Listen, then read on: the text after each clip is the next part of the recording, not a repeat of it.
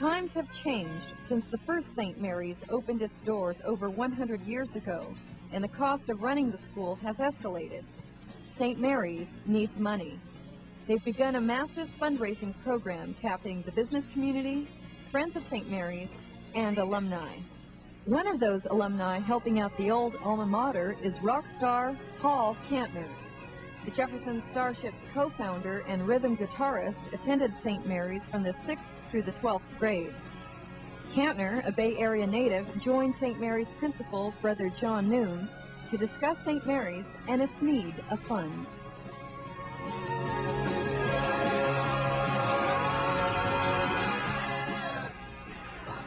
Paul, what does the St. Mary's experience mean for you? It was quite an experience. Just a general discipline, what little discipline I have in my life, I think I can attribute to the Christian Brothers. And sort of an intellectual curiosity, too, that a lot of my compatriots didn't have coming from public schools and even other more stringent Catholic schools. It was just a general liberal approach to tolerance of other people and views. I was raised in a real lily white American society. I don't think I knew there were black people in the world until I was in the 4th grade or something like that. And St. Mary's was a totally open situation to that. It just broke me into that whole world, and searching for things and just seeking things. There was a brother there now who taught me when I was there, who I just ran my son into at Sacred Heart here in this school, again, Christian Brothers in this city, to get him into high school here. And so I didn't, given our revolutionary or whatever upbringing, I didn't really expect ever to send a child to a Catholic school again. But when it came time for that to happen, of all the ones that were around, that was one of the preeminent choices, at least in my ideas of the way a child should be educated. Now, you said something very interesting. You said there was a liberal approach to people, but yet there was strict discipline. Oh yeah, I mean they kept a good hand over you without being real heavy on you. They let you. They knew that you were going to sneak around. They let you get away with little things, because people should get away with little things. But they were real humane. It was almost like having a big brother rather than a teacher. I went to boarding school too, and a lot of boarding schools just don't. There's that humane sort of families thing that's missing that you lose once you go there. But there were people there that really cared about looking back anyway, really cared about you and took an interest in you rather than just being in charge of you. Brother Noons, Paul speaks very highly of his experience at St. Mary's, and in fact, he kind of liked the fact that he got away with a few little things. Tell me more about the school. I think that tradition of the caring and the openness and the liberality is certainly there. Most of our youngsters come from a variety of situations, some from very unstructured homes, some from one-parent homes, some that have not developed this discipline and self-worth that one would expect at a particular age Paul, level. when you arrived for the taping today, you were a little bit early, and we were real happy about that. We always like that. And you said, well, it's just the good training that the Christian Brothers gave me. Sure.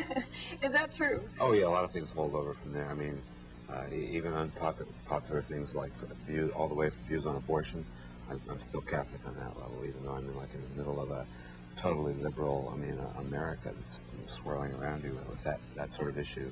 Oh, yeah, well, people would say rock star, and they, I think there's a general conception that folks that are in the rock business may have loosened on their morals or let go on some of the things that middle America might hold true. But you come back, everybody, they call it sowing your wild oats or something when you're in 1920 or something. But people go out and explore, I think. That's the nature of people. And Christian Brothers encouraged that to the point where you didn't just go out and explore anything for the sake of rebelling. We had that too, but they put you in avenues that open up a lot of possibilities to you, just let you pick the possibilities. Paul, Jefferson Starship has been one of the most successful rock groups. What has been the key to your success? Why have you outlived other groups that started around the same time? I haven't thought this yet. Oh, come on, you do. I really don't. A lot of being in this business has to do with luck and that sort of thing. And when you're particularly in our business, you run a gauntlet of like fast cars and fast women and fast drugs and money and everything. And the things that you're exposed to that you just walk down the line, every one of them can kill you like that. So I have no idea why we survived that whole odyssey, through that world. It's both a great world and a crazy world, and where the examples of people who didn't make it through, for whatever reasons. Can't attribute it all to the Christian brothers. There was a certain wisdom and temperance there. But no, I think with our group, in our history, the people that have been, even the people that were with the Jefferson Airplane, where had a certain sort of intellectual curiosity and didn't necessarily bury themselves in drugs or money or any of the other thousands of temptations that are offered to you in this business.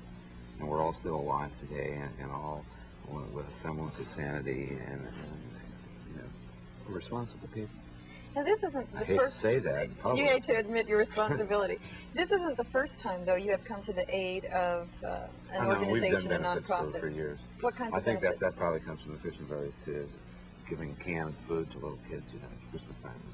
I was doing since the second grade on the Catholic school, and so in our position, particularly, given we haven't been given so much, you almost have a responsibility to give some of it back.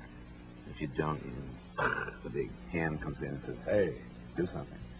And it's easy. I mean, it's not like we're going out and working 500 hours, to help somebody build something.